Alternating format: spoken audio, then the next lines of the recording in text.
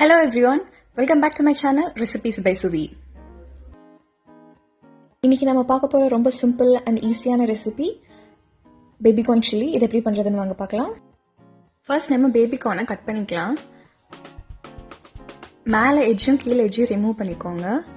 Remove பண்ணிட்டு ரெண்டா slit பண்ணிக்கோங்க. இப்போ இதை நான் 2 பீஸா கட் பண்ணிக்கிறேன். பேபிகார்ன் தின்னாவும் சிறுசாவும் இருந்தால் ஃப்ரை பண்ணி எடுக்கிறதுக்கு ஈஸியாக இருக்கும். இதே மாதிரி நான் இன்னொரு பேபிகார்ன் கட் பண்ணுறேன். பேபிகார்ன் வந்து கொஞ்சம் லென்த்தாக ஹைட்டாக இருந்தது அப்படின்னா நீங்கள் அது 3 கட் பண்ணிக்கோங்க. இது சின்ன சின்னதாக இருக்கங்காட்டிக்கு நான் 2 கட் பண்ணிக்கிறேன். இதுக்கு பேபிகார்னையும் நான் கட் பண்ணி எடுத்துக்கிறேன். இப்போ நான் எல்லா பேபிகார்னையும் கட் பண்ணி எடுத்தாச்சு. இதை நீங்கள் வேணும்னா ஒரு 3 to 5 minutes நீங்கள் சால்ட் போட்டு பாயில் பண்ணிக்கலாம். நான் வந்து டைரெக்டாக யூஸ் பண்ண போகிறேன். ஒரு பவுலில் நம்ம கட் பண்ணி வச்சுருக்க பேபிகார்ன் ஆட் பண்ணிவிட்டு இதில் 1/2 கப் மைதா மாவு, 1/4 கப் சோள மாவு, உப்பு தேவையான அளவு, மிளகுத்தூள் காரத்துக்கு ஏற்ப. உங்களுக்கு ரொம்ப கிறிஸ்பியாக வேணும் அப்படின்னா நீங்கள் கார்ன்ஃப்ளவர் ஈக்குவல் ரேஷியோ எடுத்துக்கோங்க. மைதாவுக்கு நல்லா கிறிஸ்பியாக கிடைக்கும். இது நல்லா மிக்ஸ் பண்ணிக்கலாம்.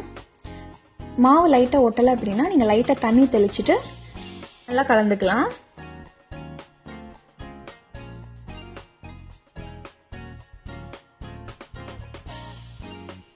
இப்போ நல்லா கலந்து விட்டாச்சு. இதை நம்ம ஃப்ரை பண்ணி எடுத்துக்கலாம். ஒரு கடாயில் ஃப்ரை பண்ணுறதுக்கு தேவையான அளவு ஆயில் விட்டுருக்கேன். நல்லா சூடானதுக்கப்புறம் நம்ம பேபிகார்னை உள்ளே ஆட் பண்ணிக்கலாம். கொஞ்சம் கொஞ்சமாக போட்டு ஃப்ரை பண்ணி எடுத்துக்கோங்க. மீடியம் ஃப்ளேமில் வச்சு குக் பண்ணுங்க.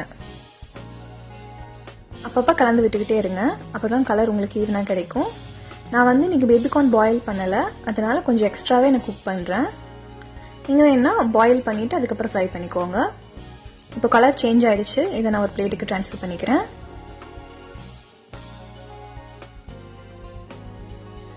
இதே மாதிரி நமக்கு மீதி இருக்க பேபிகார்னையும் நம்ம ஃப்ரை பண்ணி எடுத்துக்கலாம். கலர் மாறிடுச்சு, ரிமூவ் பண்ணிக்கலாம்.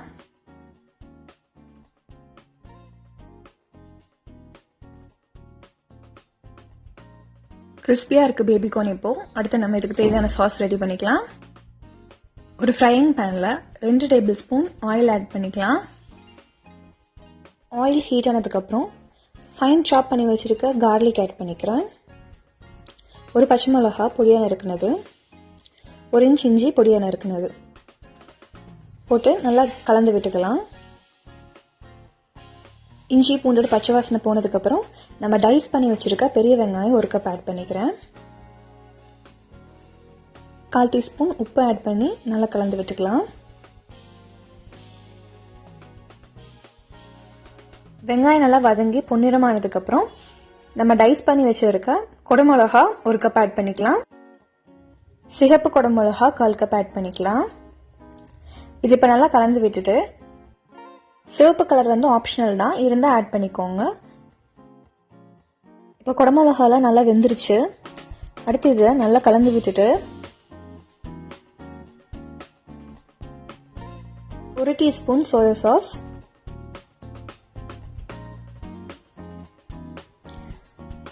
1/2 table spoon red chilli sauce, 1/2 table spoon green chilli sauce, 1 table spoon tomato ketchup,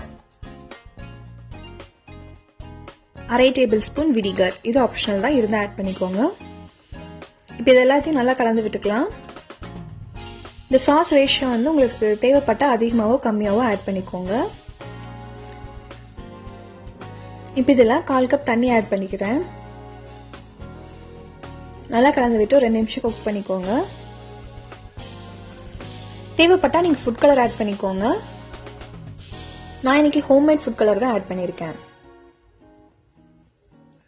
அடுத்து இதில் நம்ம ஃப்ரை பண்ணி வச்சிருக்க பேபிகார்னை ஆட் பண்ணிக்கலாம். இப்போ சாஸ் கூட சேர்ந்து நல்லா கலந்து விடுங்க பேபிகார்னை. இப்போ நல்லா கலந்து விட்டாச்சு. இது நீங்கள் உப்பு காரம் செக் பண்ணிவிட்டு நீங்கள் தேவைப்பட்ட ஆட் பண்ணிக்கோங்க. எனக்கு கொஞ்சம் பத்தில், அதனால் நான் ஒரு 1/4 டீஸ்பூன் உப்பு ஆட் பண்ணிக்கிறேன். நல்லா கலந்து விட்டுக்கோங்க. ஃபைனலாக நம்ம கொஞ்சம் ஸ்ப்ரிங் ஆனியன் வந்து ஸ்ப்ரிங்கிள் பண்ணிக்கலாம் மேலே. Crispy spicy baby corn chilli ready ஆயிடுச்சு. இது ஒரு பிளேட்டுக்கு ட்ரான்ஸ்ஃபர் பண்ணிக்கலாம். இந்த ரெசிபியை ஃப்ரைட் ரைஸ் நூடுல்ஸ் கூட வச்சு சாப்பிட்டு பாருங்கள். எப்படி இருந்துச்சுன்னு சொல்லுங்கள். அடுத்த ஒரு சூப்பரான ரெசிபியோட உங்களை மீட் பண்ணுறேன். Until then, it's bye from me, Shweta.